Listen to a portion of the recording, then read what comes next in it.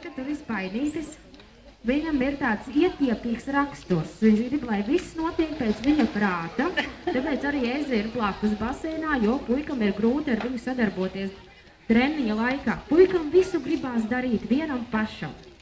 Nu, un tad lūk arī pirmais uzdevums. Tas ir visvienkāršākais.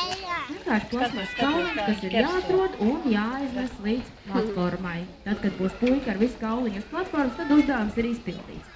Augstā ir. Un uzdevums izpildīts. Paldies puikam. Par katru izpildīto uzdevumu puika sadzird svilpīti. Tas nozīmē, ka uzdevums ir pareizi izpildīts un var saņemt ziltiņu. Tikko tika ūdenī iemests pulkstenis.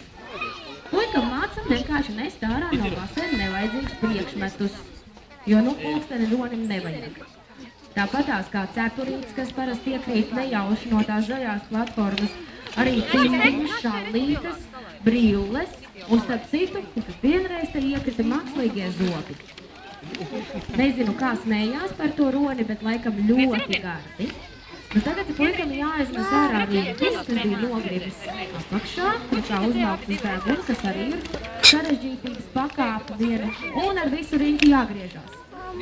Tā, 1, 2 un 3. Ļoti labi izpildīs, tikai vēl ir pēdējais punktiņš. Jānogādā riņķis atpakaļ vietā, kur to saņēma.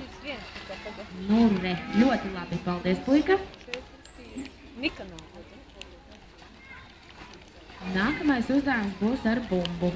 Uzreiz grūtāk, jo bumbu jau nevar satvert zobos un arī uzmaukt uz deguna. Bumba ir jāstumj, un nevienmēr viņi dodās uz to pusi, kur pašam gribētos.